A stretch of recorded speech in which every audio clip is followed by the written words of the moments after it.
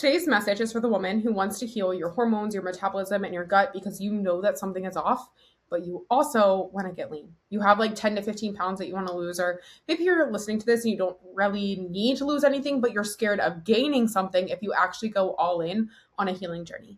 I have been stuck in this middle ground too. And what's the most frustrating when you're here is that you aren't accomplishing either of these goals. You're not actually healing or losing body fat and achieving your physique goals because you're not fully committed to either of these things.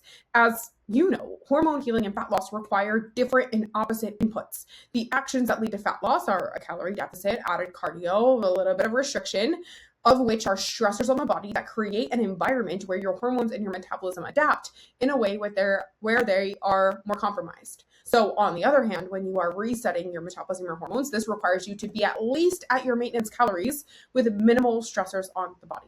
And right now, if I were to dive deep into your daily habits and routines, you're blending the two of these things. Some days you're eating a little bit more, giving yourself permission to rest for the sake of hormone health, but then you get scared and you slip back into old habits and you're under eating, avoiding carbs, doing extra cardio. I was so guilty of this. One of the big ways this showed up in my own routines is going to the gym 6 days a week because I felt like something was better than nothing. Despite being tired, under recovered, knowing that my body needed more rest, I was still going and I was just going there, going through the motions, not actually getting the benefits from the lift that I needed to support my metabolism and or any physique changes, but I also wasn't giving my body the true recovery that it needed to support hormone health.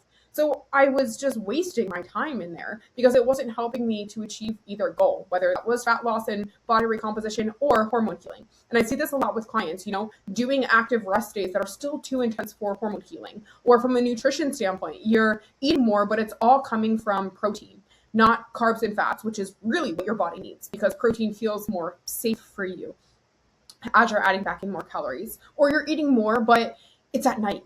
It's feeling like this out of control feeling. It's coming from emotional eating because you've restricted yourself all day, yet deep down you know that you need to be eating more. So when you give yourself that slight permission to, it kind of spirals out of control, making you want to start the cycle all over again and restrict the next day. This keeps your body in a constant yo-yo cycle where A, it doesn't feel safe enough to heal, and B, it's not getting the consistency that it needs to prioritize fat loss or for fat loss to happen either. You have one foot on the gas, one foot on the brakes. You're putting in the effort, you're doing the things day in and day out, but it's not consistent enough of the things that are needed for your goals. You have one foot on the brakes. Some days you're healing, some days you're restricting, some days you're healing, some days you're restricting, and it's just leaving you questioning yourself, questioning your body, feeling like your body's working against you when the reality is your habits and your routines just aren't adding up to the goals that you have and what your body needs to fully heal or change. So if this is you, there are two things that you're missing that we're going to talk about today. A, you don't have a priority. You haven't chosen a priority. And B, you don't have a real strategy for healing that's structured enough, that isn't chaotic, that isn't just general advice that you're seeing on TikTok. And that's why it's feeling really difficult and out of integrity almost for you to stick to.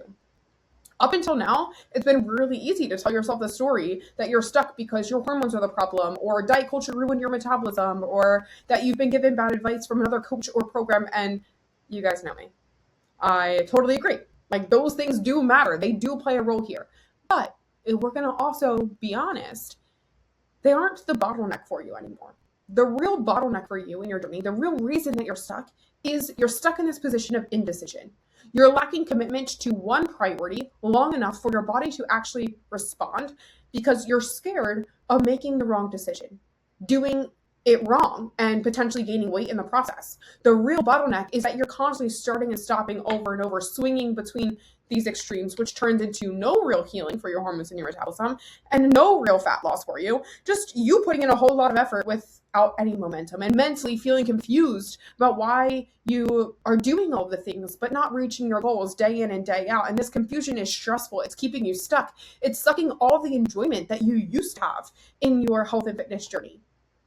You used to love your health journey, but now it's just frustrating because nothing that you're doing is working and you just feel like you're working against your body. So with all of that being said, I've been in your shoes and I understand where you are. So I figured that the best thing that I can do for you today is give you the exact strategy that I used in my own journey and that I also use to coach clients who are in your exact shoes. Because there is a process that you have to follow here to get both healthier and hotter in the next 6 to 12 months. And that's what I want to break down for you. And that's what I want to remind you, that you can get hotter while getting healthier, but you can't get healthier while getting hotter. Or in other words, you can lean out while healing your hormones, your metabolism, your gut. You cannot heal those things while leaning out. So not only do we need to pick a priority, but we need to accomplish these goals that you have in strategic phases. Phase one, step one, is going to be the internal health stuff, which I'm sure you would have guessed from the beginning of this. Like I said earlier, though, you need some structure with what this needs to look like for you. Not just eat more, work out less. That's why you're not sticking to anything consistently, because this is the biggest threat to your identity. Everything that you've been taught up until now about health has been the opposite of that, has been eat less, work out more. And so it's scary as heck when now you need to eat more and work out less and you don't know how to do it. You don't have any guidance on this path. And so a lot of women just avoid doing the real work that's going to support healing. And instead, you almost have like shiny object syndrome to every little biohack that's out there. You're taking the supplements, you're doing the red light, the lymphatic drainage, the cycle syncing, the cold plunges. You're taking all the hustling that you were putting towards dieting and now just putting it towards healing. That's not going to work for you because your body needs internal safety, consistency. It needs proper nutrition and recovery, which we're going to dive into how to support your body with today. So the reason that you're not seeing any results is because you're doing all these biohacks while simultaneously skipping the foundations of real hormone and metabolism support. So the first thing that you need to prioritize right now is a reverse diet. A reverse diet is a slow and calculated approach to increasing your calorie intake over time so that you can upregulate your metabolism to a higher maintenance intake. This gives your body both the energy and the resources that it needs to prioritize true healing without you gaining unnecessary body fat in the process. So let me paint a picture for you. I like to think about it like this. If you're currently eating 1,500 calories right now, but then in the name of hormone healing, you start eating over 2,000 calories. That is a big surplus for your body. So yeah, it's probably going to store it as body fat. Your body's also in like starvation survival mode. It's been like that for so long, so it's primed to conserve. Versus you do a reverse diet, which is slowly increasing your calories. So we start at your 1,500 calorie intake. 1 week we eat 1,600 calories. Then the next week we eat 1,700 calories. Then the next week we eat 1,800 calories. We hang out there for maybe 2 or 3 weeks. So we eat 1,900 calories. You get the point. We are slowly tapering your calories up. Now the surpluses that you are creating, that you are refeeding your body with, is only like 100 calories at a time. This is a very small surplus that's not going to lead to you putting on body fat. In fact, it's going to lead to an upregulation in your metabolism. Your body is going to take these extra calories and put it towards the processes that it's had to put on the back burner for so long. It's going to support rebalancing your hormones, improving your digestion, having better energy for your workouts, recovery from your workouts, build muscle tissue, sleep better, support cognitive function and recovery, repair. Your body is going to use this food because it's no longer going to be in conservation mode anymore. Inherently, you're going to be burning more calories. This is how you increase your metabolic rate using a reverse diet. I actually have a client, Candace. She's down 3 inches in her waist in 6 weeks by bringing her calories from 1,300 to 1,700 calories a day. 6 weeks of eating 400 more calories, and her waist has literally completely transformed. Same with my client, Frankie. Maintained her weight, brought her calories from 1,400 to 2,200 calories across the course of, that one was about like 10 weeks. More importantly, for both of these clients, symptom improvements are happening. They have more energy. They have less food noise. Their bloating has gone away. Their symptoms around their cycle have disappeared. These are all the things that happen when you set a good foundation of your health internally. And that's why I said in the beginning, you can see some amazing changes in your physique when you prioritize your health. You can't see those things in the other direction, which is why the internal stuff, the healing work, needs to be your priority to start. The other piece, the other foundation here of healing is going to be recovery, which I already kind of touched on before. But I am not the coach who's going to tell you to stop working out if your goals are to recover and heal your hormones. Stopping working out is, honestly, in my opinion, like some of the worst advice. Exercise is so important for hormone and metabolic health. And for you, probably it's a huge piece that supports your mental health and your identity. And so it's just a matter of learning how to work out in a way that still supports your body with healing, that still helps you to prioritize recovery. And so some big ones that I tackle with clients are looking at, hey, we need to shift any high intensity cardio to low intensity cardio. We don't necessarily need to stop doing it altogether. We just need to make sure it's at a lower intensity and make sure that you're taking adequate rest days. So 2 to 3 rest days per week is going to be the bare minimum if you're someone who's on a healing journey. It's not about working out less, it's about recovering more. And then thinking about some of the other habits and routines outside of exercise that are crucial. Things like sleep, setting clear boundaries so you're getting a high quality 8 hours every single night. Focusing on how you're spending that first hour and last hour of your day. Asking yourself, what do I do on a regular daily basis to relax, to regulate myself?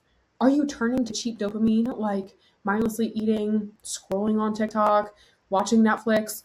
You could totally do those things, but they aren't relaxing. They aren't recovery coded. We need to add in real recovery, real stillness and slowness and self-care that isn't you just checking off another box on a to-do list, but is actually regulating and restorative for you physically, mentally, emotionally. For me, this looks like reading before bed. This has been a huge habit that I've added in the new year. I've actually read two fiction books so far this year, which I've never done. I don't even know the last time I read a fiction book. It's because I've really been prioritizing that last hour before bed, turning the lights down and really turning my nervous system down so and my sleep score on my Whoop has skyrocketed since then. So reading before bed is an example of what that looks like for me. I also do a Friday refresh routine. This is where I refresh my environment. I do a lot of my deep cleaning around my house, and whether that's like the kitchen, the closet, the laundry, all that stuff. They used to be like tabs that I would keep open in my brain at all times. That was just like a unconscious energy leak. Now I get to close all those tabs because I know I have time dedicated on Friday to do all of those things without feeling like I should be doing something else. Also on those Friday refresh days, I refresh me. Like I do a lot of the self-care things, the everything showers, the shaves, the self tans, the going and getting my nails done. Like I schedule those appointments on Fridays and really just give myself permission to take a step away from work and pour into myself. Nature walks. Those are big things that I do every day, not bringing my phone, no stimulation, just out in nature, me, the dog, going on like a 20-minute walk. Also cooking a meal nightly instead of just like shoveling my meal prepped dinner down after microwaving it as quickly as possible. No, like actually taking some time to cook a dinner from scratch. Get creative with what the meal is going to be. Find something on Pinterest that I want to recreate, then plating it all nice and pretty and taking time to be present while eating it. That is a huge like self-care down-regulating routine for me. You'll notice a lot of these are like nighttime things that I do to really downshift myself after a day of being go, go, go, go, go and being on. It is okay for you to have stress, to be on, to push yourself, right? As long as we are recovering from it. And that's what I am emphasizing here as the important thing to focus on a healing journey. Now, the hardest part here for a lot of women, the hardest part of this entire step is doing this healing for long enough for your body to actually reset. And the length in which you need to be on a healing journey really looks different for everyone based on how your symptoms improve and your body responds. Usually for my clients, it's somewhere between 4 to 6 weeks, but this is why it's really important to be patient with yourself and be patient with your body and continue to stay connected with it or really get connected with it in this process. At this point, your body should be trusting you again. And now this is where we get to shift into phase 2 and start targeting fat loss in a healthier way where your body's actually going to be responsive to it.